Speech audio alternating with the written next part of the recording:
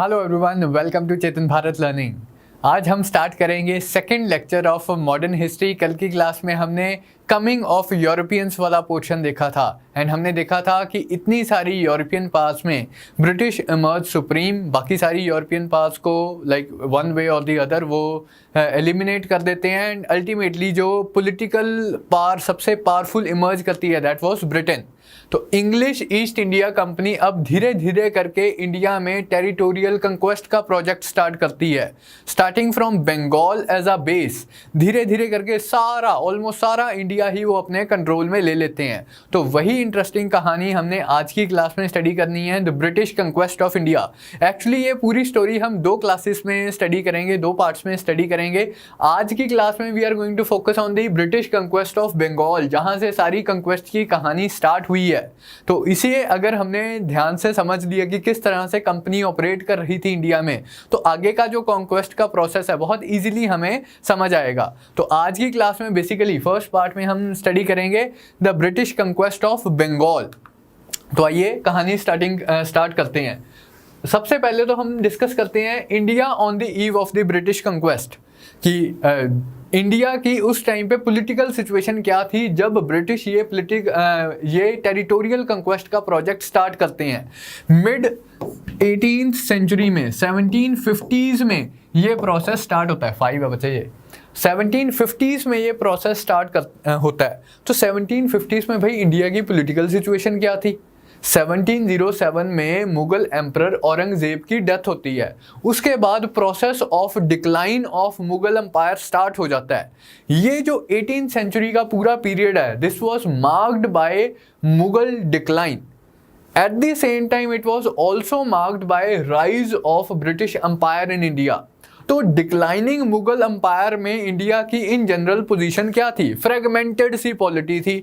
Different regional kingdoms had come into existence by that point of time. तो उन्हीं regional kingdoms को हम 3 parts में डिवाइड कर सकते हैं। 3 तरह से हम क्लासीफाई कर सकते हैं उन रीजनल किंगडम्स को। कौन सा? पहला तो ऑटोनॉमस स्टेट्स। इनकी हम कल भी डिस्कशन कर रहे थे कि वो स्टेट्स जो टेक्निकली स्पीकिंग, जो लीगली स्पीकिंग तो मुगल एम्पायर का ही पार्ट थे, जैसे कि बंगाल। अब Bengal was simply a subah of the Mughal empire, a province of the Mughal empire. Bengal में अथॉरिटी किसकी चलती थी? नवाब ऑफ बंगाल की। नवाब ऑफ बंगाल को अपॉइंट कौन करता था? लीगली स्पीकिंग तो मुगल एम्परर अपॉइंट करता था, लेकिन अब मुगल एम्परर तो बहुत वीक हो चुका है। तो बंगाल में जो नवाब्स थे वो ऑलमोस्ट उन्होंने अपना डायनेस्टिक रूल ही स्टार्ट कर लिया था। प्रैक्टिकली वो इंडिपेंडेंट ही हो गए थे। इसी से मिलती जुलती हमने एक और एग्जाम्पल कल देखी थी, हैदराबाद। अब हैदराबाद का भी जो रूलर होता था निजाम, लीगली स्पीकिंग तो मुगल एम्परर निजाम को अपॉइंट करता था, लेकिन मुगल एम्पायर इतना वीक था एंड निजाम इतना स्ट्रांग था कि प्रैक्टिकली वो इंडिपेंडेंट ही अपने आप को उसने डिक्लेयर कर दिया था and hereditary succession he start हो गया था हैदराबाद में। इसी कैटेगरी की स्टेट है अवध। अवध के भी जो नवाब्स होते थे, अवध में भी नवाब्स रूल करते थे, तो इन्हें भी लीगली अपॉइंट तो मुगल एम्परर ने करना होता था, लेकिन प्रैक्टिकली ये भी इंडिपेंडेंट थे। तो एक वो कैटेगरी की स्टेट होगी जिन्हें हम बोलते हैं ऑटोनॉमस स्टेट्स, जो लीगली स्पीकिंग तो मुगल एम्पायर का पार्ट है, लेकिन प्रैक्टिकली स्पीकिंग वो इंडिपेंडेंट स्टेट्स हैं। तो इनमें ये 3 बड़ी स्टेट्स आप ध्यान में रखेंगे, बंगाल, हैदराबाद, अवध। दूसरी वो स्टेट्स होगी जिन्हें हम बोलते हैं रिबेलियस स्टेट्स, जो मुगल्स के अगेंस्ट रिबेल करके एग्जिस्टेंस में आई हैं। जैसे कि द स्टेट ऑफ मराठास, इसकी प्राइमरी एग्जांपल है the state of Marathas. Chhatrapati Shivaji Maharaj की लीडरशिप में औरंगजेब के अगेंस्ट मराठास रिबेल करते हैं एंड औरंगजेब के टाइम पे ही एक independent Maratha state had come into existence, जिसकी मुगल्स के साथ कन्फ्लिक्ट चलती रहती है। उसके बाद शिवाजी की तो डेथ हो जाती है, उनके सक्सेसर्स इसी मराठा स्टेट को आगे कंटिन्यू करते हैं। जो मराठा किंग होते हैं उनके प्राइम मिनिस्टर्स होते थे पेशवा। जब मराठा किंग की पोजीशन वीकन हो जाती है 1708 ऑनवर्ड्स, छत्रपति शाहू के टाइम के ऑनवर्ड्स, मराठा किंग की पोजीशन वीकन हो जाती है, तो मराठा प्राइम मिनिस्टर्स जो होते हैं वो अपना कंट्रोल एक्सरसाइज करना स्टार्ट कर देते हैं पेशवास के टाइम पे। पेशवा बालाजी विश्वनाथ हैं, पेशवा बाजीराव हैं, पेशवा बालाजी बाजीराव हैं, और भी काफ़ी एक लाइन ऑफ पेशवास चलती है। ये पेशवास मराठा स्टेट को अपनी ग्लोरी पे लेके जाते हैं, लेकिन इवेंचुअली 1761 में Marathas were defeated by Ahmad Shah Abdali in the third battle of Panipat. उसके बाद क्या हुआ, सेंट्रलाइज्ड मराठा स्टेट भी डिक्लाइन होनी स्टार्ट हो गई। अब instead of a single strong Maratha state, Maratha Confederacy came into existence. Different parts of the Maratha Empire, they were controlled by different Maratha Sardars. जैसे ग्वालियर में सिंधिया मराठास बैठते थे, Holkar Marathas they used to Holkar dynasty used to control the region around Indore, Bhonsles Nagpur वाला area control करते थे। तो Maratha dominions they were divided between different Maratha sardars.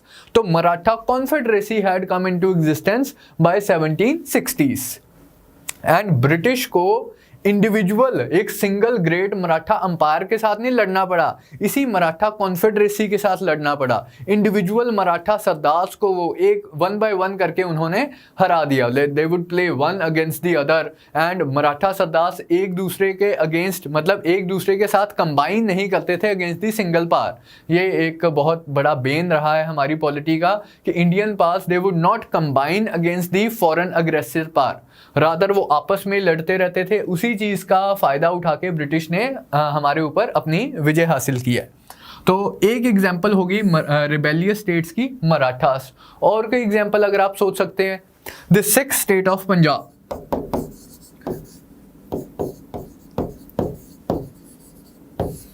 Aurangzeb के ही time पे ट्रेडिशंस ऑफ कन्फ्लिक्ट स्टार्ट हो गई थी between the Sikh community and the Mughal umpire.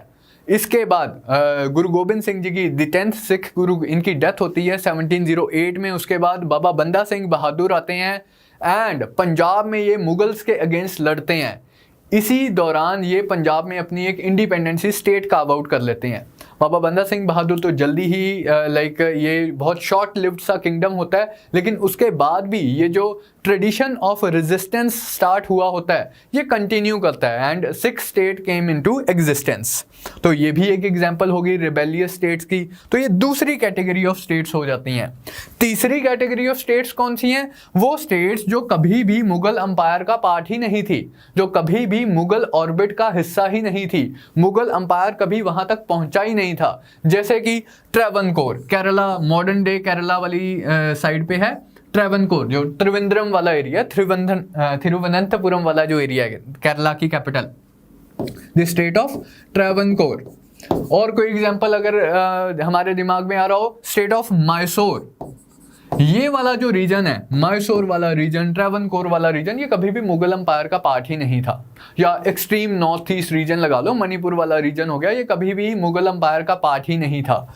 तो वो स्टेट्स जो कि outside of the Mughal orbit थी। तो तीन कैटेगरीज में हम इन रीजनल किंगडम्स को डिवाइड कर सकते हैं जो एग्जिस्टेंस में आते हैं after the decline of the Mughal umpire.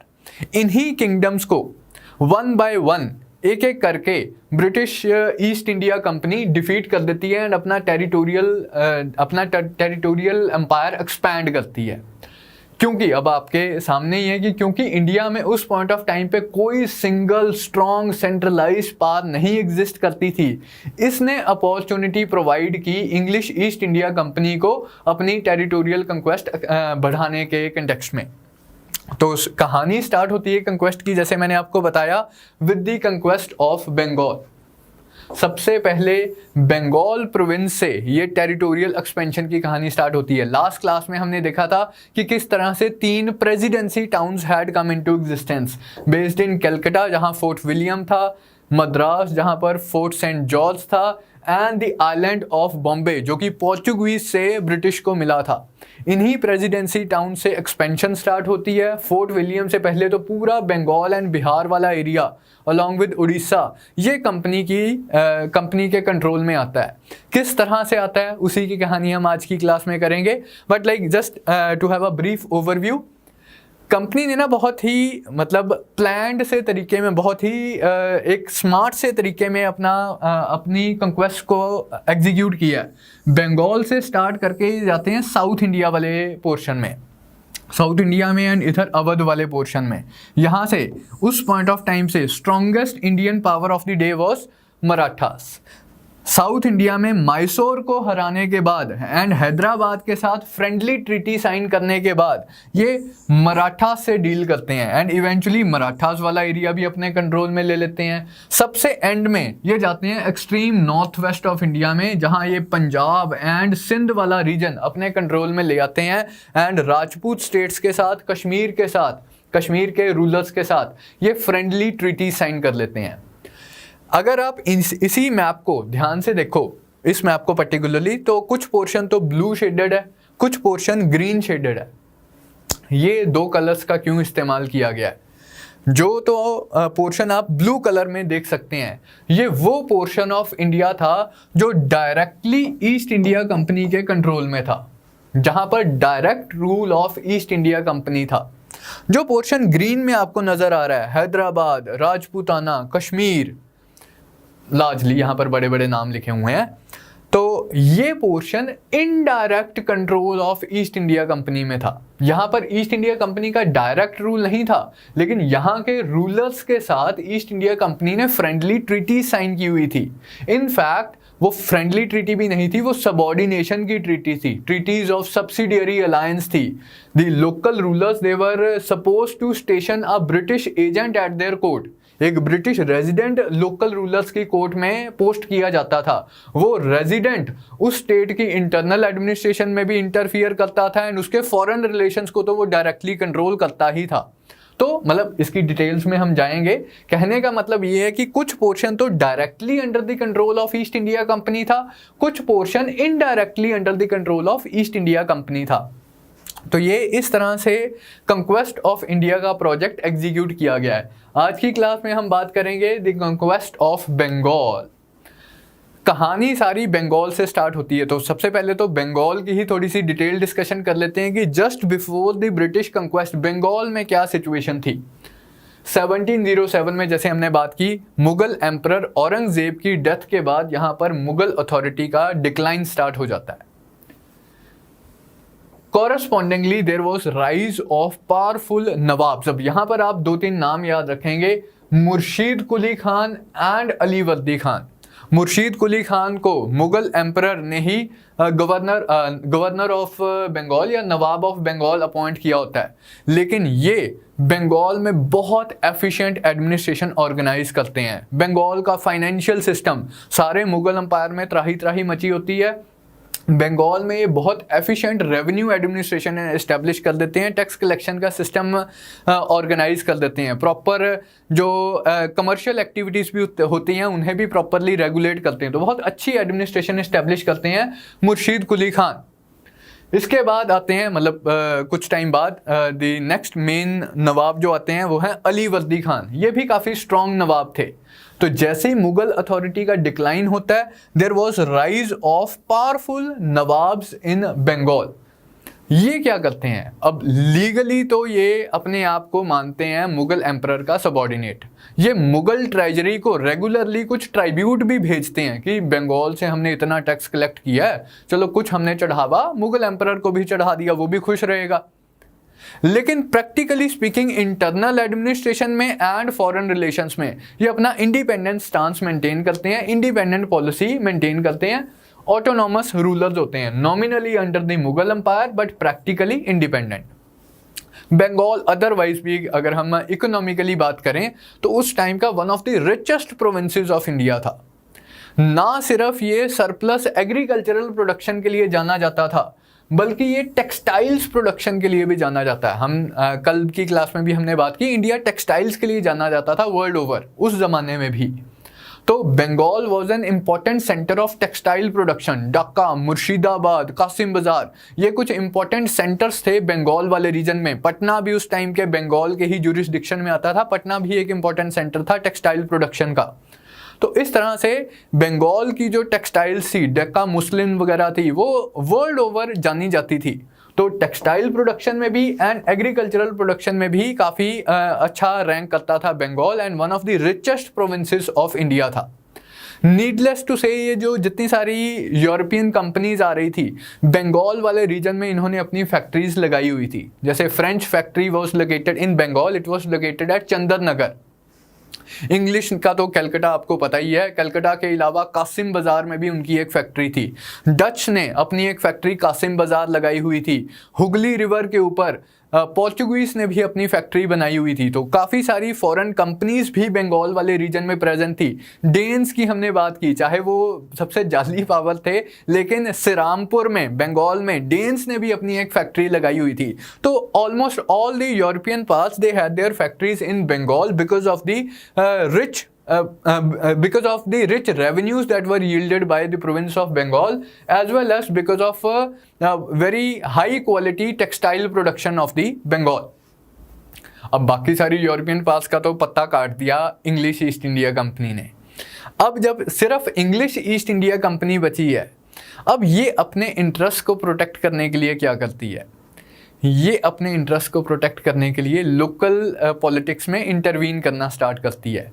ये लोकल पॉलिटिक्स की इंटरवेंशन ही कन्फ्लिक्ट का जड़ बनती है, and ultimately by the battle of Plassey and battle of Buxar ये English East India company Bengal के ऊपर अपना कंट्रोल एस्टेब्लिश कर लेती है। किस तरह से, इस कहानी को थोड़ा सा डिटेल्स में समझते हैं। एक्चुअली क्या हुआ होता है, मुगल एम्परर फारूक सियार ने 1717 में एक फरमान इशू किया होता है ईस्ट इंडिया कंपनी को बंगाल के कंटेक्स्ट में। मुगल एम्परर फारूक सियार ने 1717 में एक फरमान इशू किया होता है ईस्ट इंडिया कंपनी को। इस फरमान को, सबसे पहले तो आप फैक्चुअल इंफॉर्मेशन में ध्यान रखेंगे, इस फरमान को Magna carta of east India company in India भी बोलते हैं। मैग्ना कार्टा क्या था? एक डॉक्यूमेंट ऑफ राइट्स था जो इंग्लैंड में इशू किया गया था 13th सेंचुरी में, 1215-16 के आसपास किंग जॉन इशू करते हैं इंग्लैंड में। तो बेसिकली कोई भी एक ऐसा डॉक्यूमेंट जो आपकी राइट्स को, एक पहला डॉक्यूमेंट जो आपकी राइट्स को एनलिस्ट करके आपको देता है, तो उसे हम मैग्ना कार्टा बोल देते हैं।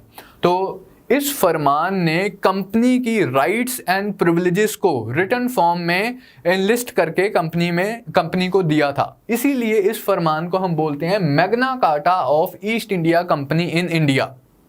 इसमें क्या राइट्स मिले थे ईस्ट इंडिया कंपनी को, क्या प्रिविलेजेस मिली थी ईस्ट इंडिया कंपनी को, कि कंपनी इंडिया में बिना ड्यूटी पे किए, बिना कोई टैक्सेस पे किए, बिना कोई कस्टम्स ड्यूटी पे किए ट्रेड कर सकती है। माइंड इट, उस जमाने में भी टैक्सेस एग्जिस्ट करते थे, जो कमर्शियल टैक्सेस वगैरह एग्जिस्ट करते थे। लैंड रेवेन्यू तो है ही है, ये तो हम सबको पता ही है। जो कमर्शियल एक्टिविटीज़ है उनके अगेंस्ट भी टैक्सेस एग्जिस्ट करते थे, कुछ कस्टम्स ड्यूटी देनी होती थी। लेकिन ईस्ट इंडिया कंपनी को इस फरमान ने प्रिविलेज दिया कि अगर इंडिया में वो कुछ भी परचेज कर रहे हैं तो उसके लिए उन्हें ड्यूटी देने की ज़रूरत नहीं है, कस्टम्स पे करने की ज़रूरत नहीं है, कोई टैक्स देने की ज़रूरत नहीं है, टैक्स फ्री ट्रेड चलेगा उनका। ये राइट देता है ये फरमान to East India company. Company के तो मज़े हो गए कि जी हम तो अब बिना टैक्स दिए ट्रेड कर सकते हैं। लेकिन ये फरमान हमेशा से ही एक सोर्स ऑफ कन्फ्लिक्ट भी रहा है between Bengal nawabs and the East India company. क्यों भाई? जब मुगल एम्परर ने लिख के दे ही दिया कि कंपनी ने कोई ड्यूटी नहीं पे करनी, कोई टैक्स नहीं पे करना as far as its trade was concern, तो फिर ये सोर्स ऑफ कन्फ्लिक्ट कैसे बना? सोर्स ऑफ कन्फ्लिक्ट बना ये इसकी इंटरप्रिटेशन पे। किस तरह से? सबसे पहले तो प्राइवेट ट्रेड की बात करते हैं। कंपनी को राइट मिला था कि अगर कंपनी ट्रेड कर रही है तो उन्हें टैक्स देने की ज़रूरत नहीं, लेकिन अगर कंपनी के एम्प्लॉय अपने प्राइवेट ट्रेड के लिए, अपने पर्सनल ट्रेड के लिए अगर कोई गुड्स खरीदें, क्या उनको टैक्स देना है या नहीं देना? ये एक पॉइंट ऑफ कंटेंशन था। अब मैं ईस्ट इंडिया कंपनी का सर्वेंट हूँ, लेट अस अज्यूम। मैंने ढाका से जाके कुछ टेक्सटाइल्स खरीदी ईस्ट इंडिया कंपनी के बिहाफ पे। अब मैं टैक्स दूंगा या नहीं दूंगा? मैं टैक्स नहीं दूंगा, क्योंकि मुझे फरमान में ऐसा प्रिविलेज मिला हुआ कि मेरे को कोई टैक्स देने की ज़रूरत नहीं है। मैंने वो टेक्सटाइल्स खरीदी, मैंने वो टेक्सटाइल्स एक्सपोर्ट कर दी, बढ़िया जी, थिंग्स आर फाइन।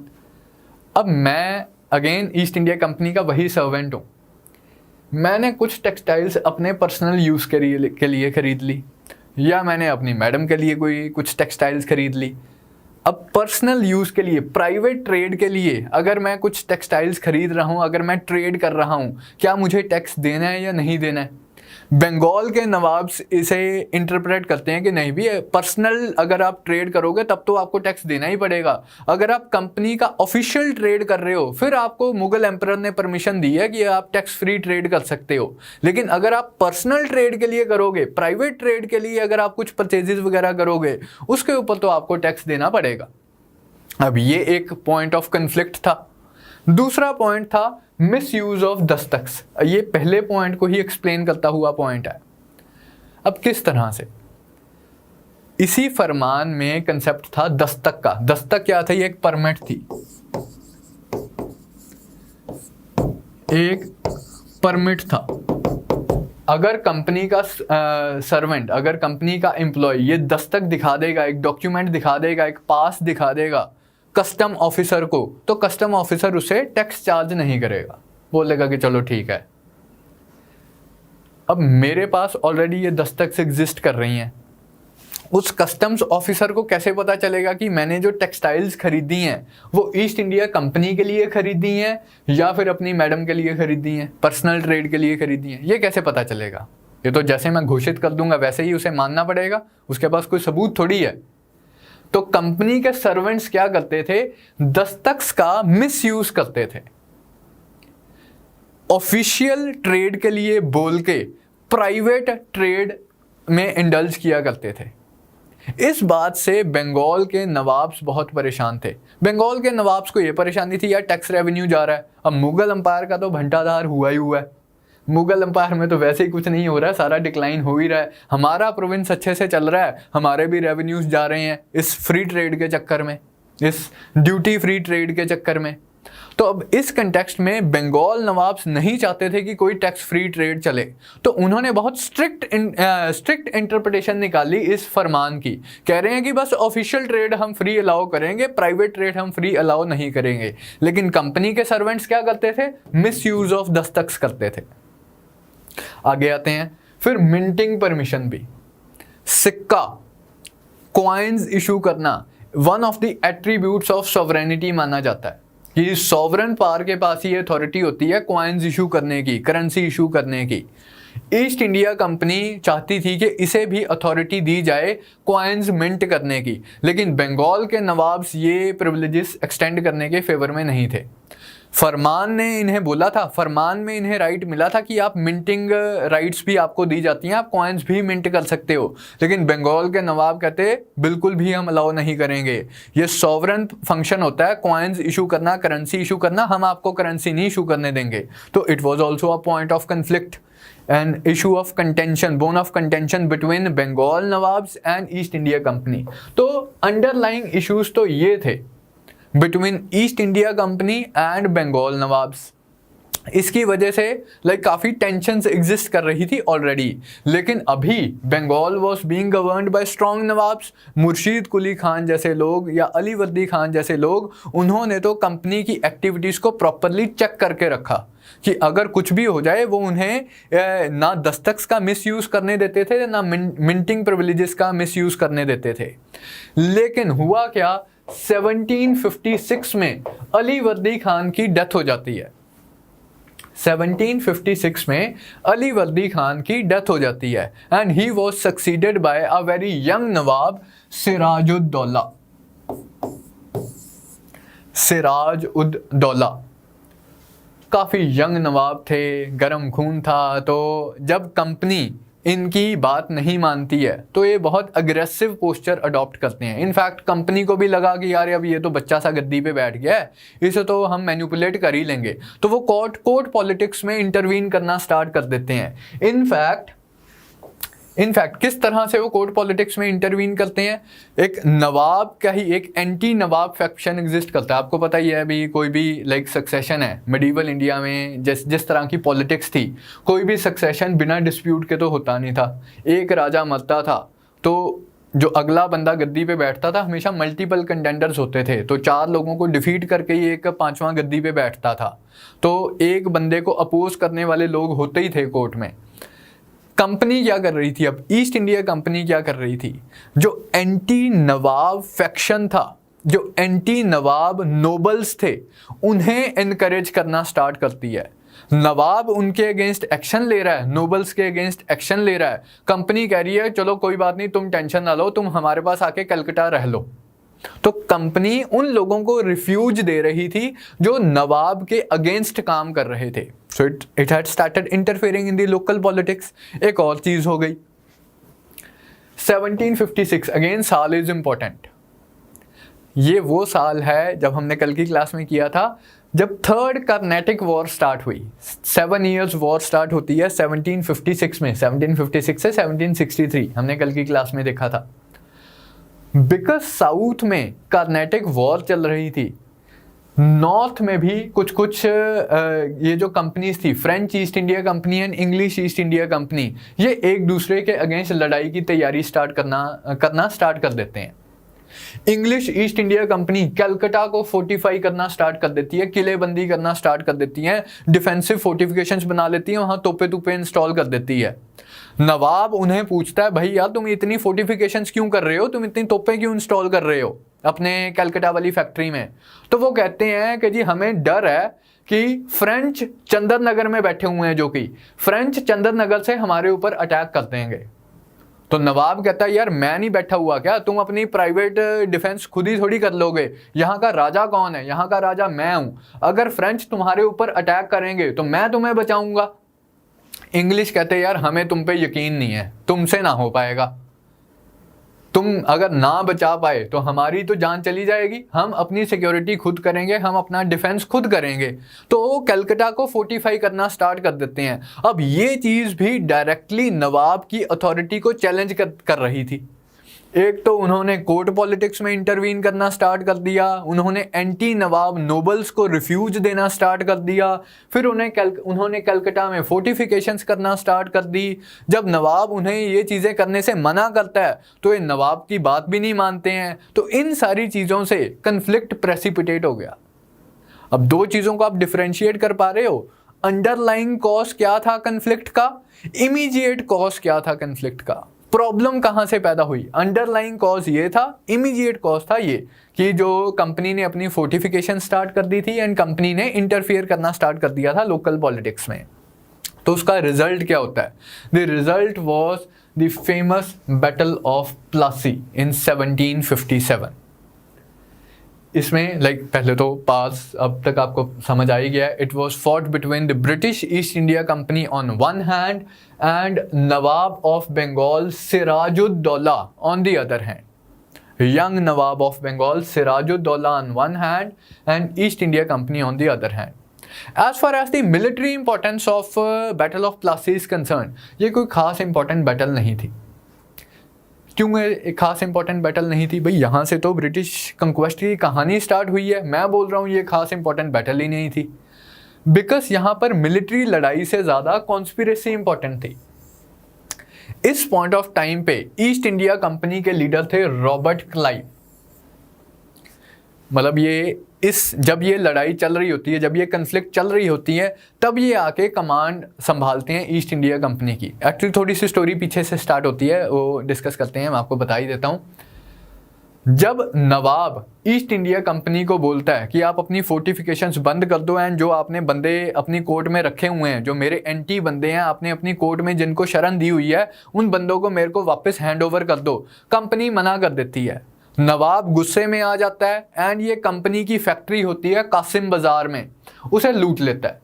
कासिम बाजार वाली फैक्ट्री लूटने के बाद ये कलकत्ता की तरफ मार्च करता है। कलकत्ता में भी कंपनी के कोई ज़्यादा बंदे होते नहीं है, नवाब के पास प्रॉपर फौज होती है, तो ये कलकत्ता में भी ऑक्यूपाई कर लेता है कलकत्ता को भी। जो कंपनी के ऑफिशियल्स होते हैं वो किसी तरह अपनी जान बचा के वो कलकत्ता वाला फोर्ट छोड़ के किसी आइलैंड पे रिफ्यूज ले लेते हैं, बे ऑफ बंगाल के किसी छोटे से आइलैंड पे रिफ्यूज ले लेते हैं, भैया किसी तरह अपनी जान बचा लें। इन दी मीनवाइल साउथ इंडिया से रॉबर्ट क्लाइव आता है एंड सिचुएशन को अपने हाथ में लेता है। नवाब इन दी मीनवाइल मतलब वो अपनी खुशी सेलिब्रेट करने के लिए अपनी कैपिटल में वापस चला जाता है मुर्शिदाबाद में, चलो जी हरा दिया मैंने तो अंग्रेजों को, अब पार्टी की जाए, लाइक डांस अरेंज किया जाए, डांस पार्टी की जाए। रॉबर्ट क्लाइव आता है, एंटी नवाब फैक्शंस के जो बंदे होते हैं, एंटी नवाब फैक्शन के जो बंदे होते हैं उन सब से ये मतलब मीटिंग करता है एंड एक कॉन्स्पिरेसी हैच करता है जिसमें Jagat Seth the famous bankers of Bengal उनको शामिल किया जाता है। Omi Chand again one of the important bankers of Bengal, important financials of nawab of Bengal, उसको कॉन्स्पिरेसी में शामिल करता है। Rai Durlabh one of the important nobles of Sirajuddaulah, उसे अपने खेमे में शामिल करता है। Then one of the most important person जिसे वो कॉन्स्पिरेसी का हिस्सा बनाता है, दैट वाज मीर जाफर। मीर जाफर कौन था? He was the commander in chief of the Sirajuddaulah. Nawab of Bengal का जो कमांडर इन चीफ था उसे ही कॉन्स्पिरेसी का हिस्सा बना लिया जाता है। उसे प्रॉमिस किया जाता है अगर तू ब्रिटिश ईस्ट इंडिया कंपनी को सपोर्ट करेगा तो हम सिराजुद्दौला को हरा देंगे एंड हराने के बाद तुझे नवाब ऑफ बंगाल बना देंगे। अब ये जो टैक्टिक्स थे ये अंग्रेजों को कहां से आए, ईस्ट इंडिया कंपनी को कहां से आए? ये इन्हें कार्नेटिक वॉर से आए। याद है सेकेंड कार्नेटिक वॉर में ड्यूप्लेक्स ने क्या किया था? उसने यही किया था, अपने फेवरेट बंदे हैदराबाद और कर्नाटक में अपॉइंट कर दिए थे। क्यों अपॉइंट कर दिए थे? कि अगर मेरा बंदा गद्दी पे बैठेगा तो वो हमें कुछ ट्रेडिंग प्रिविलेजेस देगा, वो हमें कुछ कंसेशंस देगा। तो इंग्लिश को लगा कि यार ये तो सिस्टम ठीक है, हम भी यही चीज़ बंगाल में ट्राई करते हैं। तो रॉबर्ट क्लाइव मीर जाफर को बोलता है कि अगर तू हमारा साथ देगा तो सिराजुद्दौला को हराने के बाद हम तुझे नवाब बना देंगे, तू अपना एंजॉय करियो, सारी पावर तेरे पास होगी, हमें थोड़े बहुत गिफ्ट दे दियो, हम खुश हो जाएंगे। तो मीर जाफर इस कॉन्स्पिरेसी में शामिल हो जाता है। अब अगर कमांडर इन चीफ ही आपका कॉन्स्पिरेसी में शामिल है तो आप कहाँ से ही सक्सेसफुल हो पाओगे, तो आप कहाँ से ही लड़ पाओगे। इसलिए मैं बोल रहा हूँ कि इस बैटल की ऐसा कोई मिलिट्री इंपॉर्टेंस नहीं है। It was a very small military conflict. Major portion of nawabs army वो पार्टिसिपेट ही नहीं करता, वो लड़ाई में पार्टिसिपेट ही नहीं करता। मीर जाफर अपने बंदे लेके साइड पे निकल जाता है, 4 बंदे पीछे बचे हैं, उन्हें तो बहुत इजीली रॉबर्ट क्लाइव हरा देता है। तो in this way British East India company under the leadership of Robert Clive was able to defeat nawab of Bengal Sirajuddaulah. And जैसा कि उन्होंने प्रॉमिस किया था मीर जाफर को, इसको सिराजुद्दौला को हराने के बाद Mir Jafar was made nawab of Bengal. इसके रिजल्ट्स अगर हम डिस्कस करें, what were the consequences of battle of Plassey, तो सबसे पहले तो ये मीर जाफर को बना देते हैं नवाब ऑफ बंगाल। अब मीर जाफर क्योंकि ब्रिटिश की सपोर्ट के साथ गद्दी पे बैठा होता है तो ये इससे बहुत सारे कंसेशंस लेते हैं, इससे ट्राइब्यूट लेते हैं। अभी हर साल तो हमें इतना तो पैसा कंपनी को कंट्रीब्यूट करेगा, वन टाइम पेमेंट्स लेते हैं, फिर गिफ्ट्स वगैरह ज़बरदस्ती बोलते हैं कि भाई हमें कुछ गिफ्ट्स दे। रॉबर्ट क्लाइव बोलता है भाई यार मैंने तुझे नवाब बनाया, अगर मैं ना होता तो तू नवाब बनता, तो उसे मजबूर किया गया गिफ्ट्स देने के लिए। एंड उसे धमकी भी देते थे अगर तू गिफ्ट नहीं देगा, अगर तू ट्राइब्यूट नहीं देगा तो फिर हम किसी और को नवाब बना देंगे, क्योंकि हमने सिराजुद्दौला को हराया है। तो what happened after battle of Plassey, that Plassey plunder started, they started looting the rich revenues of Bengal. अभी वो खुद गद्दी पे नहीं बैठते, अभी वो खुद राजा नहीं बनते, खुद नवाब नहीं बनते। Mir Jafar became the new nawab of Bengal, but they became the de facto power in Bengal.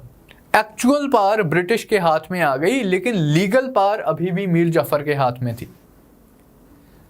Tax collect कौन करता था? मीर जाफर करता था। आर्मी किसकी होती थी? मीर जाफर की होती थी। लॉ एंड ऑर्डर किसने मेंटेन करना है? मीर जाफर ने मेंटेन करना है। ब्रिटिश मीर जाफर को धमकी देती थी कि अगर तूने हमारी बातें ना मानी, अगर तूने हमारी शर्तें ना मानी, अगर तूने हमें ज़मींदारी नहीं दी इतने इलाकों की, तूने हमने ये गिफ्ट्स वगैरह नहीं दिए, तो हम किसी और को सपोर्ट कर देंगे, उसे गद्दी पे बिठा देंगे। तो कुछ टाइम तो मीर जाफर देखता है, मतलब इसके यहाँ पर लाइक इसका कॉन्सिक्वेंस क्या हुआ? It paved the way for British mastery of Bengal. ये सिग्निफिकेंट था। प्लासी प्लंडर से क्या हुआ? जो ये इतने गिफ्ट्स एंड ट्रिब्यूट्स मांग रहे हैं मीर जाफर से, उससे क्या हुआ कि जो बंगाल के सरकारी रेवेन्यू थे, बंगाल की जो सरकारी शाही ट्रेजरी थी, वहाँ का सारा पैसा डाइवर्ट होना स्टार्ट हो गया इंग्लिश ईस्ट इंडिया कंपनी के पास। बहुत पैसे आ गए इनके पास। उन्हीं पैसों का इस्तेमाल करके ये फ्रेंच को भी हरा देते हैं थर्ड कार्नेटिक वॉर में साउथ इंडिया में। अब अंग्रेज तो लाइक अपनी एक्टिविटीज को कोऑर्डिनेट कर रहे थे। बंगाल में हम प्लासी जीत चुके हैं, बंगाल के पैसों का इस्तेमाल किया जाएगा साउथ में फ्रेंच ईस्ट इंडिया कंपनी को डिफीट करने के लिए। तो उन्हें डिफीट कर देते हैं बाय 1761। इन दी मीनवाइल क्या हुआ कि मीर जाफर को पता चल गया कि यार ऐसे तो बात नहीं बनेगी, ऐसे में कितना ही गिफ्ट इन्हें दे दूं, कितना भी ट्रिब्यूट इन्हें दे दूं, ये हमेशा मुझे धमकाते ही रहेंगे, इनकी डिमांड्स को सेटिस्फाई करना पॉसिबल ही नहीं है। तो वो थोड़ा सा रेजिस्ट करना स्टार्ट करता है, यार आज पैसे नहीं आए, टैक्स कलेक्शन अच्छी नहीं हुई, मैं आपको नहीं दे सकता, अगले साल दे दूंगा। तो थोड़ी सी नानुक्कत सी करने लगा। अब इंग्लिश ईस्ट इंडिया कंपनी क्या करती है कि अगर तू हमारी डिमांड्स को सेटिस्फाई नहीं कर सकता तो हम तुझे रिप्लेस कर देते हैं। तुझे लग रहा है कि हम गप्पे मार रहे हैं, हम तुझे एक्चुअली रिप्लेस कर देते हैं। तो वो वही उन्होंने किया। उन्होंने क्या किया? मीर जाफर को रिप्लेस कर दिया बाय मीर कासिम। ये उसका ही सन इन लॉ था। मीर कासिम के साथ रिप्लेस कर देते हैं। ये मीर कासिम ही इनफैक्ट ईस्ट इंडिया कंपनी को बोलता है कि आप ऐसे मीर जाफर के पीछे लगे हुए हो, ना ये आपको गिफ्ट देता है, ना ये आपको ट्रिब्यूट देता है, ना ये आपको कंसेशंस देता है, ना ये आपको ट्रेड करने की कोई स्पेशल प्रिविलेजेस वगैरह दे रहा है। आप मुझे नवाब ऑफ बंगाल बनाओ, फिर देखना मैं आपकी कैसे लाइक सोने के साथ आपको नहला देता। आपको गिफ्ट भी मिलेगा, ट्रिब्यूट भी मिलेगा, कंसेशंस भी मिलेंगे, ज़मींदारियाँ भी मिलेंगी एंड ट्रेडिंग राइट्स भी मिलेंगे। तो कंपनी वाले कहते हैं, वो पहले ही मीर जाफर से परेशान होते हैं, वो उसे डिपोज कर देते हैं एंड मीर कासिम को एक नया नवाब बना देते हैं 1760 में। 1760 में आप याद रखेंगे Mir Jafar was replaced by Mir Kasim. लेकिन अब मीर कासिम स्मार्ट बंदा था। उसने एक बार तो कंपनी को बोल दिया कि मैं आपकी सारी डिमांड्स को पूरा करूंगा, आप मेरे को नवाब बनाओ। जब वो गद्दी पे बैठ जाता है, पहला काम वो ये करता है कि कंपनी से थोड़ा सा दूर चलते हैं। पहले capital of Bengal was Murshidabad, जो कि प्रेजेंट डे बंगाल वाले रीजन से में ही है। ये अपनी कैपिटल को शिफ्ट कर लेता है बिहार वाले रीजन में। मोंगीर जगह का नाम है, बिहार में अपनी कैपिटल को शिफ्ट कर लेता है। उसकी इंटेंशन होती है यार कलकत्ता से थोड़ा सा दूर रहूँगा, कंपनी के ऑफिशियल्स इंटरफियर नहीं करेंगे, थोड़ा सा मैं इंडिपेंडेंटली अपनी गवर्नेंस को रन करूँगा। आप देख रहे हो कि कैसे वो अपना स्टांस चेंज करता है। बनने से पहले तो वो कहता है कि यार मेरे को बना दो, मैं तुम्हारा फ़ायदा कर दूंगा। जैसे ही ये गद्दी पे बैठता है, ये अपनी कैपिटल शिफ्ट कर लेता है, कलकत्ता से दूर बिहार में चला जाता है ताकि कंपनी की इंटरफेरेंस से दूर रहे। फिर कंपनी जो मिसयूज ऑफ दस्तख्त कर रही थी उसे भी चेक करने की कोशिश कर रहा है। कंपनी कहती है यार हमने तो तुझे नवाब बनाया था कि तू हमारी सपोर्ट करेगा, तू हमारी दस्तख्त की मिसयूज को चेक कर रहा है, फिर तो पॉइंट ही नहीं रहा, तुझे हमने नवाब ही क्यों बनाया। तो और भी लाइक काफी सारे अटेम्प्ट करता है to break free and challenge the English. Ultimately last stance में ये क्या करता है, 1763 में ये भाग के चला जाता है। मतलब कंपनी डिसाइड कर लेती है यार मीर कासिम भी बहुत ज़्यादा इसके पर आ रहे हैं, ये हमें अच्छे से ऑपरेट नहीं करने दे रहा। तो कंपनी डिसाइड कर ही रही होती है कि हम इसे रिप्लेस कर देते हैं। मीर कासिम भाग के चला जाता है अवध। अवध कौन सा रीजन है? प्रेजेंट डे लखनऊ वाला जो रीजन है। तो बंगाल से भाग के चला जाता है अवध। अवध में होता है अवध का नवाब शुजा-उद-दौला। अवध के नवाब का आप नाम याद रखेंगे, शुजा-उद-दौला। पहले हमने किया था नवाब ऑफ बंगाल सिराज-उद-दौला। अब हम कर रहे हैं नवाब ऑफ अवध शुजा-उद-दौला। सिराज की तो डेथ हो जाती है बैटल ऑफ प्लासी के बाद। Shuja-ud-Daula was Nawab of Bengal. तो कासिम भाग के आता है शुजा-उद-दौला के पास। इंटरेस्टिंगली उस टाइम पे 1763-64 में शुजा-उद-दौला के पास एक बहुत ही प्रेस्टिजियस गेस्ट रह रहे होते हैं। वो गेस्ट हैं Mughal emperor Shah Alam two. Mughal emperor Shah Alam two. Interesting क्यों है ये कि मुगल एम्परर भाई अपनी कैपिटल दिल्ली में नहीं रह रहे होते, दिल्ली या आगरा में नहीं बसे होते, वो बसे होते हैं नवाब ऑफ अवध शुजा-उद-दौला के पास। क्यों भाई, अपने घर में क्यों नहीं रह रहा ये, यहाँ पर क्यों गेस्ट बन के बैठा हुआ है, अपना घर इसे सेफ नहीं लग रहा। साल इंपॉर्टेंट है 1763-64। 1761 में क्या हुआ था, 1761 में क्या हुआ था, हमने अभी डिस्कशन की, third battle of Panipat. Third battle of Panipat में अफगान रूलर अहमद शाह अब्दाली डिफीट कर देता है मराठास को। पहले तो यही एक स्ट्रेंज सी बात है भाई, मराठास कहां से आ गए पानीपत में। Marathas bye that point of time 1750s आते आते, थोड़ा सा डिटूर ले रहे हैं, 1750s आते आते देखा नहीं जाएगा, मुगल एम्परर इतना कमजोर हो गया था, इतना कमजोर हो गया था कि अपने आप को वो डिफेंड भी नहीं कर सकता था। मराठास आते हैं, मराठास मुगल एम्परर को प्रॉमिस करते हैं कि भाई अगर कोई एक्सटर्नल पावर तुम्हारे ऊपर अटैक करेगी, करना चाहेगी, तो हम तुम्हें डिफेंड करेंगे। दैट वॉज द रीजन कि 1761 में जब अहमद शाह अब्दाली आता है एंड मुगल थ्रोन को चैलेंज करने की कोशिश करता है, तो मराठास उसे चैलेंज करते हैं, मराठास डिफेंड करते हैं इंडिया को। लेकिन अनफॉर्चुनेटली मराठास हार जाते हैं थर्ड बैटल ऑफ पानीपत। उसके बाद मुगल एम्परर शाह आलम टू इतना घबरा जाता है कि वो दिल्ली ही छोड़ देता है कि यार मैंने दिल्ली रहना ही नहीं है, बहुत अनसेफ है। तो ये भाग के चला जाता है नवाब ऑफ अवध शुजा-उद-दौला के पास। ये इसका ही वजीर होता है, मतलब वजीर ऑफ द मुगल एम्पायर भी होता है, लेकिन अवध में ये सेमी इंडिपेंडेंट ऑटोनॉमस रूलर भी होता है। तो ये दोनों यहाँ पर बैठे होते हैं। मीर कासिम इनके पास आता है, ये कहता है कि देख लो अंग्रेज आए हैं, ये बंगाल में बहुत ज़्यादा इंटरफियर कर रहे हैं। मेरे से पहले इन्होंने सिराजुद्दौला को हरा दिया है, सिराजुद्दौला के बाद मीर जाफ़र को इन्होंने नवाब बनाया था, मीर जाफ़र को इन्होंने लूट लिया, फिर मुझे इन्होंने नवाब बनाया, मुझे भी लूटने की बहुत कोशिश की, लेकिन मैं किसी तरह से अपनी इंडिपेंडेंट पोजीशन को मेंटेन करने की कोशिश करता रहा। जब बात नहीं बनी, मुझे भी रिप्लेस कर दिया। तो हम एक काम करते हैं कि हम एक ग्रैंड अलायंस बना लेते हैं। ग्रैंड अलायंस बना लेते हैं किस किस ने, शुजा-उद-दौला, शाह आलम टू एंड मीर कासिम। हम तीनों एक ग्रैंड अलायंस बना लेते हैं एंड हमारी कंबाइंड स्ट्रेंथ के साथ हम इंग्लिश ईस्ट इंडिया कंपनी को चैलेंज करते हैं। तो ये स्टोरी होती है बैटल ऑफ बक्सर की। लड़ाई लड़ी जाती है 1764 में। दोनों पावर जब आपको पता है, on one hand was the grand alliance, on the other hand was east India company. अब ये वो कन्फ्लिक्ट थी जिसका मिलिट्री सिग्निफिकेंस था। प्रॉपर लड़ाई होती है, लेकिन उस लड़ाई में English East India company was able to defeat the combined strength of Mir Qasim, Shujauddaula and Shah Alam two. Combined power को ये डिफीट कर देती है ईस्ट इंडिया कंपनी। ये सक्सेस, ये विक्ट्री तभी पॉसिबल हो पाई क्योंकि ईस्ट इंडिया कंपनी के पास पैसे बहुत थे। वो जो प्लासी प्लंडर इन्होंने किया था, उसकी वजह से उनकी फाइनेंशियल पोजीशन इतनी ज़्यादा स्ट्रांग हो गई थी। अब नीचे फ्रेंच भी हार चुके थे, 1764 है, माइंड इट। अब कार्नेटिक वॉर भी ख़त्म हो चुकी है 1763 में।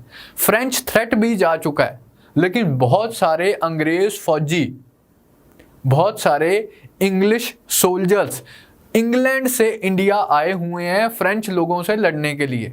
अब फ्रेंच को तो हरा दिया है 1763 में, उन रिसोर्सेस का इस्तेमाल किया जा रहा है इंडियन पास को डिफीट करने में। Hence, East India Company was able to defeat the combined strength of 3 Indian parts. अब उसके बाद क्या हुआ, that's important. क्या रिजल्ट्स रहे, क्या कॉन्सिक्वेंसेस रहे बैटल ऑफ बक्सर के। इंटरेस्टिंगली मीर जाफर फिर से अपॉइंट कर दिया जाता है एज नवाब ऑफ बंगाल।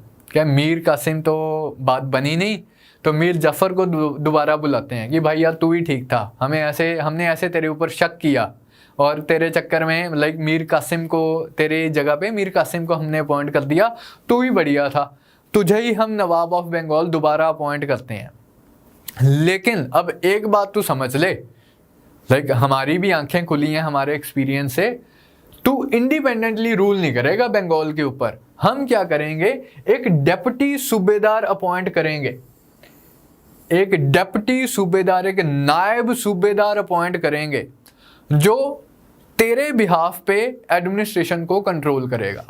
अब आप देख रहे हो क्या हो रहा है, रियल जो पावर है वो कंपनी के हाथों में आ रही है।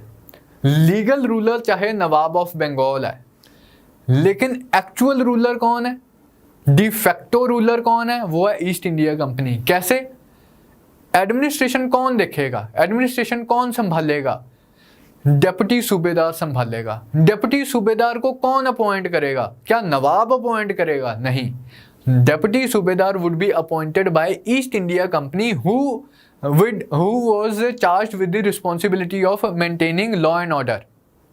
ये तो एक पार्ट था। दूसरा पार्ट था रेवेन्यू रिलेटेड टर्म्स।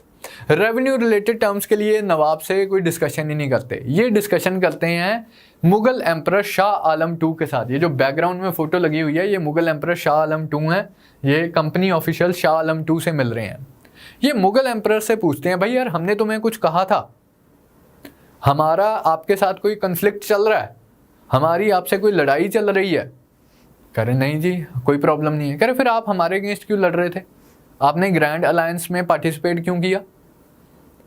लेकिन फिर भी कह रहे हैं कि आप शहनशाह हिंदुस्तान हैं, हम आपकी रिस्पेक्ट करते हैं, लेकिन आप हमारे साथ अब एक ट्रीटी साइन कीजिए। ट्रीटी का नाम था treaty of Allahabad 1765। Very important treaty.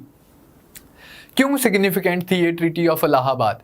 इस ट्रीटी ऑफ इलाहाबाद में Mughal emperor East India company को राइट देता है to collect the revenue from Bengal, Bihar and Orissa. The revenue from Bengal, Bihar and Odisha, the revenue collecting rights was given to East India Company। इसी revenue collecting right के लिए हम word use करते हैं दीवानी। अगर आपको सेंटेंस आता है इस तरह का कि Diwani of Bengal, Bihar and Orissa was given to East India company by which of the following treaties, तो आप इजीली बता सकते हैं ट्रीटी ऑफ इलाहाबाद 1765।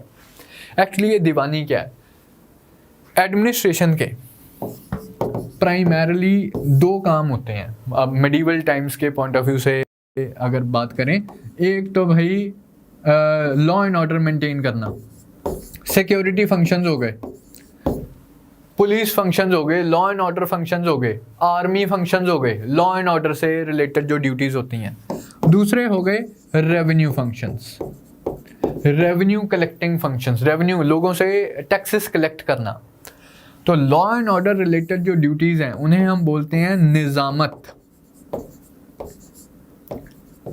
एंड जो रेवेन्यू रिलेटेड फंक्शंस हैं उन्हें हम बोलते हैं दीवानी। तो इस अरेंजमेंट से पहले जो नवाब्स होते थे वो दो तरह के फंक्शंस परफॉर्म करते थे, निजामत फंक्शंस एंड दीवानी फंक्शंस। कहने का मतलब लॉ एंड ऑर्डर मेंटेन करते थे एंड लोगों से टैक्सेस कलेक्ट करते थे। अब ईस्ट इंडिया कंपनी ने क्या किया, as a result of treaty of Allahabad 1765 में एक dual system of administration establish कर लिया।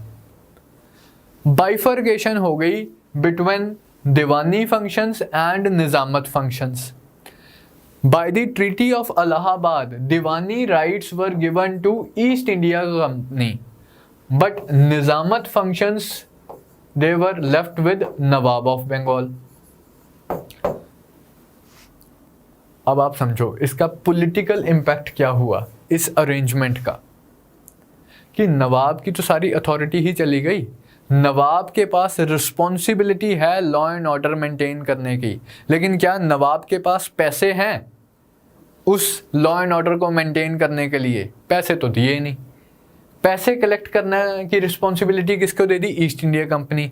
इन पैसों का ईस्ट इंडिया कंपनी क्या करेगी? क्या ईस्ट इंडिया कंपनी के कोई खर्चे भी हैं, कोई रिस्पॉन्सिबिलिटीज भी हैं, कोई जिम्मेदारियां भी हैं? नहीं। एक के पास जिम्मेदारी है, पैसा कोई है नहीं, दूसरे के पास पैसा है, रिस्पॉन्सिबिलिटी कोई है नहीं। Of course it lead to utter anarchy.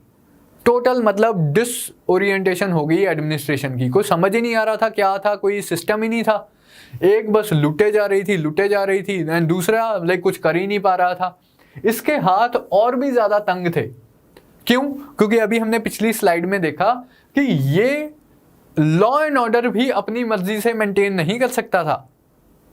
अपनी इंटरनल एडमिनिस्ट्रेशन को देखने के लिए ही वॉज असिस्टेड बाय नायब सूबेदार, डिप्टी सूबेदार। अब ये डिप्टी सूबेदार को कौन अपॉइंट करेगा? डिप्टी सूबेदार को ईस्ट इंडिया कंपनी अपॉइंट करेगी। लोगों के आंखों से अगर देखा जाए तो हमारा राजा कौन है? नवाब ऑफ बंगाल है। अगर हमें कोई दिक्कत हो रही है तो हम किसको ब्लेम करेंगे? हम अपनी सरकार को ब्लेम करेंगे। सरकार का हेड कौन है? नवाब। नवाब बेचारा कुछ कर नहीं सकता। लोग इससे परेशान है कि यार इतना सारा डिसऑर्डर फैला हुआ है, कोई ट्रेडिंग का सिस्टम नहीं है, कोई लॉ एंड ऑर्डर का सिस्टम नहीं है। नवाब बेचारा करे तो क्या करे? डिप्टी सूबेदार के पास सारी पावर है, ईस्ट इंडिया कंपनी वाले कोई पैसे ही नहीं अलॉट करते हैं इसे। लॉ एंड ऑर्डर तो तभी मेंटेन होगा ना अगर फाइनेंस डिपार्टमेंट कोई पैसे अलॉट करेगा कि आपका इतना खर्चा हो रहा है लॉ एंड ऑर्डर मेंटेन करने में। पैसे ईस्ट इंडिया कंपनी दे नहीं रही है, डिप्टी सूबेदार आराम से अपना एंजॉय कर रहा है, नवाब लोगों का ब्लेम सह रहा है। तो there was utter anarchy in the province of Bengal after battle of Buxar, after treaty of Allahabad. इतनी ज्यादा अनार्की थी कि इंडियन पावर्स ने तो क्या ही करना है, ब्रिटिश पार्लियामेंट को टेंशन हो गई कि भाई ये हमारी ईस्ट इंडिया कंपनी इंडिया में क्या कर रही है। आप अनार्की की स्टेट समझ रहे हो, मतलब एक्सटेंट समझ रहे हो कि इंडियन लोगों ने तो ऑफेंड होना ही होना है। इवन ब्रिटिश पार्लियामेंट ऑफेंड हो जाती है कि यार हमारी ईस्ट इंडिया कंपनी इंडिया में क्या कर रही है। इन्होंने बंगाल में इतनी लूट मचाई हुई है, इतना ऑपरेशन किया हुआ है, कोई सिस्टम ही नहीं है बंगाल में। तो 1773 में ब्रिटिश पार्लियामेंट एक रेगुलेटिंग एक्ट पास करती है कि भाई हम तुम्हारी पॉलिटिकल एक्टिविटीज को रेगुलेट करेंगे। मतलब वो रेगुलेटिंग एक्ट में क्या था, क्या उसके प्रोविजंस थे, उसमें बाद में आएंगे। बट अभी हम बंगाल की पोजीशन को समझें कि ये डुअल एडमिनिस्ट्रेशन जो रॉबर्ट क्लाइव ने इस्टेब्लिश की बंगाल में, उसकी वजह से बंगाल में अटर अनार्की फैल गई। ये तो हो गया इसका पॉलिटिकल इम्पैक्ट। अब थोड़ी सी हम डिस्कशन करते हैं इसके कमर्शियल एस्पेक्ट के ऊपर। What was the commercial implication of this dual system of administration, या फिर the commercial implication of British success in Battle of Buxar? अब उसके लिए थोड़ा सा आप स्ट्रक्चर ऑफ ब्रिटिश ट्रेड समझो। ईस्ट इंडिया कंपनी इंडिया क्यों आई थी? हमारी कल की डिस्कशन से आप मुझे बता सकते हो कि ये ट्रेड करने के लिए आई थी। किन चीज़ों का ट्रेड कर रही थी? इंडिया से प्राइमरली, मतलब टेक्सटाइल्स का ट्रेड चल रहा था, स्पाइसेस का ट्रेड भी था, लेकिन टेक्सटाइल्स का ट्रेड ज़्यादा इंपॉर्टेंट था। मोडस ऑपरेंडी क्या था, मतलब ट्रेड का मॉडल क्या था, पैसे कैसे कमा रही थी ईस्ट इंडिया कंपनी? इंडिया से सस्ता सामान खरीदा, बाय चीप, सस्ता सामान खरीदा इंडिया से, इंग्लैंड जाके या यूरोप जाके महंगे में बेच दिया, sell dear. Buy cheap sell dear, सस्ता खरीदा महंगा बेच दिया, सस्ता खरीदा महंगा बेच दिया, जो डिफरेंस है वो मेरा प्रॉफिट। इस स्ट्रक्चर से, इस मॉडल से ऑपरेट कर रही है ईस्ट इंडिया कंपनी शुरू से ही, जब से ही वो आई है। अब बैटल ऑफ बक्सर से ये पोजीशन किस तरह से चेंज हुई? अब आप इस पोजीशन में क्या है कि सस्ता खरीदना है मुझे। सस्ता खरीदने के लिए मुझे जेब से कुछ पैसे लगाने पड़ेंगे, चाहे मैं जितनी भी सस्ती टी शर्ट खरीदूँ इंडिया से एंड महंगी जाके उसे इंग्लैंड में बेच दूँ, लेकिन एक बार तो मुझे जेब से पैसे देने पड़ेंगे। ले भाई 100 रुपया मेरे को 4 टी शर्ट्स दे दे, ये टी शर्ट्स मैं वहाँ जाके 4000 में बेच दूंगा। चाहे मैं जितना मर्जी प्रॉफिट कमाऊँ, लेकिन एक बार मुझे इन्वेस्टमेंट करनी पड़ेगी। यही इन्वेस्टमेंट रुक जाती है, यही जो कंपनी का ट्रेडिंग स्ट्रक्चर है चेंज हो जाता है आफ्टर बैटल ऑफ बक्सर। उसमें भी आप लाइक एक चीज़ आपको अप्रिशिएट करनी पड़ेगी। पहले मैंने 400 रुपये दिए, 4 टी शर्ट्स खरीदी, 4000 में इंग्लैंड में जाके बेच दी। वो जब मैं इंग्लैंड में जाके बेच रहा हूँ, मैं पाउंड्स में बेच रहा हूँ, वहाँ से जो प्रॉफिट आ रहा है ईस्ट इंडिया कंपनी को प्रॉफिट जा रहा है, पाउंड्स में प्रॉफिट जा रहा है। इंडिया में जब मुझे टी शर्ट्स खरीदनी है, मुझे इंडियन करेंसी चाहिए, मुझे इंडियन सिक्के चाहिए, गोल्ड मोहर्स चाहिए। उसके लिए मुझे लंदन से गोल्ड लाना पड़ेगा, लंदन से गोल्ड लाना पड़ेगा, उसको इन कैश करवा के मुझे इंडिया से वो 4 टी शर्ट्स मिलेंगी जो मैं 400 रुपये की खरीदूंगा एंड अपना ट्रेड चलाऊंगा। तो बार बार मुझे इंग्लैंड से गोल्ड इंपोर्ट करना पड़ रहा है, बुलियन इंपोर्ट करना पड़ रहा है, गोल्ड या सिल्वर इंपोर्ट करना पड़ रहा है, ताकि मैं इंडिया से टी शर्ट्स खरीद सकूं जिन्हें मैं महंगे रेट में जाके लंदन में बेचूंगा। टी शर्ट्स मतलब टेक्सटाइल जैसे ही बोल रहा हूं मैं। लेकिन अब क्या है, अब तो मेरे पास दीवानी फंक्शन है, अब तो मेरे पास सारी सरकारी रॉयल ट्रेजरी का कंट्रोल मेरे पास है। जो मैं लोगों से टैक्सेस कलेक्ट कर रहा हूं, उसी टैक्स रेवेन्यू का मैं इस्तेमाल कर सकता हूं वो 4 टी शर्ट्स खरीदने के लिए। पहले मुझे इंग्लैंड से गोल्ड इंपोर्ट करना पड़ता था ताकि मैं वो 4 टी शर्ट्स खरीद सकूं। अब मुझे इंग्लैंड से गोल्ड इंपोर्ट करने की ज़रूरत नहीं है। अब मैं जो मेरा टैक्स रेवेन्यू है, रेवेन्यू का ही मैं इस्तेमाल करूंगा to buy cheap in India. Appreciate कर पा रहे हो इस चीज़ को? ये हो गया इसका एक एस्पेक्ट। दूसरे एस्पेक्ट के ऊपर आते हैं। पहले French east India company exist करती है, Dutch east India company exist करती है, English East India company exist करती है, पोर्चुगीज भी घिसे पिटे से एग्जिस्ट कर रहे हैं, नवाब ऑफ बंगाल एग्जिस्ट करता है, और भी सारे मतलब शाही नोबल्स एग्जिस्ट करते हैं, अरिस्टोक्रेसी एग्जिस्ट करती है। जो इंडियन आर्टिसन है, जो इंडियन क्राफ्ट्स पर्सन है, उसके पास चॉइस ही चॉइस है। वो जो अपनी टी शर्ट्स बना रहा है, वो भाई इंग्लिश ईस्ट इंडिया कंपनी को भी बेच सकता है, फ्रेंच ईस्ट इंडिया कंपनी को भी बेच सकता है, नवाब ऑफ बंगाल को भी बेच सकता है, और जो इंपॉर्टेंट नोबल्स वगैरह हैं उन्हें भी बेच सकता है, किसे मर्जी बेच सकता है। लेकिन अब देखो 1760s बक्सर आते आते क्या हो गया, फ्रेंच भी हार चुके हैं, डच को पहले ही बाहर निकाल दिया है, पोर्चुगीज की इंपॉर्टेंस ही नहीं रह गई है इंडिया में, नवाब ऑफ बंगाल भी हरा दिया है। लाइक बचा कौन है जो टी शर्ट्स खरीदेगा? सिर्फ ईस्ट इंडिया कंपनी।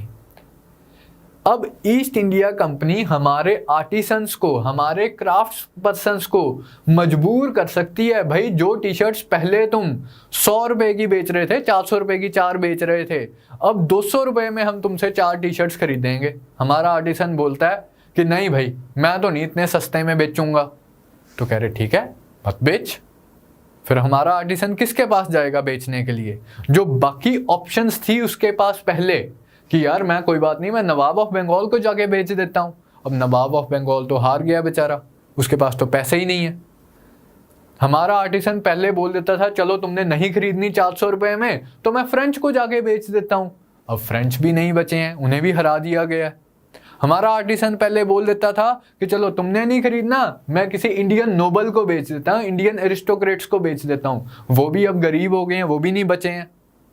बचा कौन है? अब हमारे आर्टिसन की मजबूरी हो गई है कि जो प्राइस ईस्ट इंडिया कंपनी बोलेगी उसी प्राइस पे उसे बेचना पड़ेगा, नहीं तो कोई खरीदने वाला ही नहीं है। अपनी पॉलिटिकल पावर का इस्तेमाल कर रहे हैं to compel Indian artisans to sell at an even cheaper price, और भी सस्ते रेट पे बेचने के लिए मजबूर कर दिया इंडियन आर्टिसंस को, इंडियन क्राफ्ट्स पर्सन्स को। जितना सस्ता वो बेचेंगे, जितना सस्ता वो इंडिया से खरीदेंगे, उतना ही उनका प्रॉफिट मार्जिन इंक्रीज होगा। पहले मैं 400 रुपए की खरीद के 4000 में बेच रहा था, अब मैं 200 रुपए की खरीद के 6000 में बेच दूंगा, मेरा तो प्रॉफिट एक्सपैंड हो गया, प्रॉफिट इंक्रीज हो गया। तो ये चेंज आता है कंपनी की पोजीशन में, कंपनी की कमर्शियल पोजीशन में आफ्टर बैटल ऑफ बक्सर। जो इंपोर्ट ऑफ बुलियन था, import of gold and silver था, जो पहले चल रहा था to finance British trade in India, वो इंपोर्ट तो खत्म हो गया। In fact export of bullion started. अब कंपनी ने क्या करना स्टार्ट कर दिया, इन्हीं बंगाल रेवेन्यूज को एक्सपोर्ट करना स्टार्ट कर दिया, थोड़ा सा सोना हेड ऑफिस भी भेज दिया। ड्रेन ऑफ वेल्थ स्टार्ट हो जाती है इसी के साथ ही। तो ये सिग्निफिकेंस है बैटल ऑफ बक्सर की। एक तो आप इसका पॉलिटिकल इंपैक्ट ध्यान में रखेंगे कि जो डुअल एडमिनिस्ट्रेशन इस्टेब्लिश हो गई थी, नवाब की पोजीशन काफ़ी वीकन हो गई थी, एंड इनफैक्ट मतलब वो जो है कि एक के पास रिस्पॉन्सिबिलिटी थी एंड पैसे नहीं थे, दूसरे के पास पैसा था, रिस्पॉन्सिबिलिटी नहीं थी। दूसरी आप बात ध्यान में रखेंगे, इससे this brought a fundamental change in companies commercial position, जिसके ऊपर हमने डिटेल डिस्कशन की है। तो ये इम्पैक्ट था बच्चे बैटल ऑफ बक्सर का। तो इसके साथ हमारी कंक्वेस्ट ऑफ बंगाल कंप्लीट होती है, starting with battle of Plassey, completing with battle of Buxar in 1764।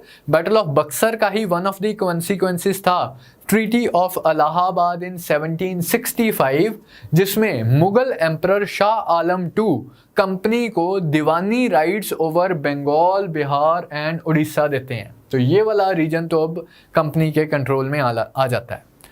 इससे जो नेक्स्ट स्टोरी ऑफ कंक्वेस्ट है कि किस तरह से उन्होंने मैसूर को हराया, किस तरह से उन्होंने मराठास को हराया, पंजाब एंड सिंध में अपना कंट्रोल एस्टेब्लिश किया, ये स्टोरी हम कल की क्लास में देखेंगे। So that is all as far as today's class is concerned. I hope you have enjoyed the class. Thank you from my side. Hi, अगर आपको ये लेक्चर पसंद आया तो हमारे चैनल को सब्सक्राइब कीजिए, और अगर आप यूपीएससी 2021 के प्रीलिम्स के लिए सीरियस हैं तो हमारा क्रैश कोर्स जरूर ज्वाइन कीजिए। कोर्स की डिटेल्स आपको हमारी वेबसाइट, जिसका लिंक डिस्क्रिप्शन सेक्शन में होगा, उस पर मिल जाएंगी। नहीं तो आप हमें कॉल कर सकते हैं नीचे दिए गए नंबर पर।